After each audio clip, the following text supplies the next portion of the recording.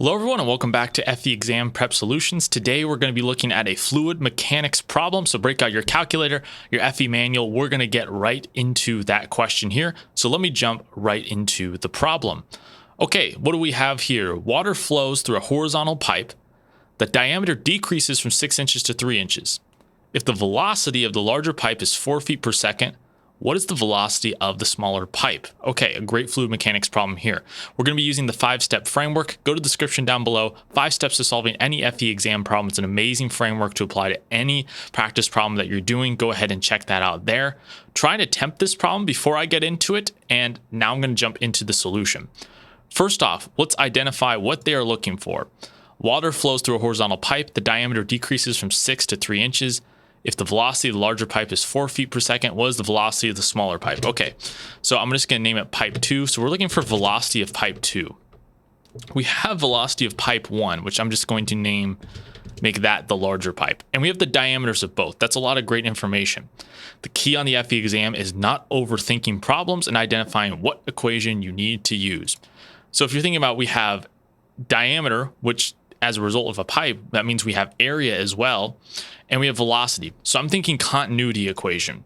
The continuity equation is very simple, but I'm going to pull it up just for reference. If you search continuous, something like that, the continuity equation should come up. Oh, it was back there. Let's go back. Continuity equation. Q, or that's for mass calculations. It's still the same thing, but let's try to find it in the fluid mechanics section. Okay, principles of one-dimensional fluid flow. This is what we're looking at. Flow equals area times velocity. Okay, very straightforward. Q equals area times velocity. What do we have here? Let's figure out what we have flow-wise for the first pipe. And what we can actually do is, because water and energy needs to be conserved, we can actually have area times velocity of the first pipe equal to the area and velocity of the second pipe. This is going to be very, very useful for our equation because we have everything we need to solve this. So we're going to make area 1, or pipe 1. The area is 6 inches. Units are feet per second for the flow and the answer. So we're going to convert 6 inches, which is half a foot. Remember, the area of a pipe, okay, pi r squared. So we have the diameter, or pi d squared over 4 can also work. We'll use that. Pi d squared over 4. The area is 0.0625. And then the velocity was 4 feet per second. So 4 times 0.0625 is the flow in pipe 1. Now we go to pipe 2.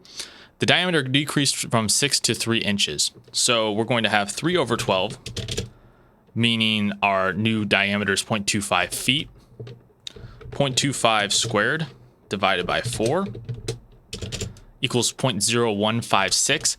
And we don't have the velocity of this for this pipe. That's what we're trying to find. So V2 times 0.0156 equals 0.25. We can now solve this equation. So we're going to go 0.25 divided by 0.0156. That will give us our final answer of 16.0256. So the answer is C, 16 feet per second.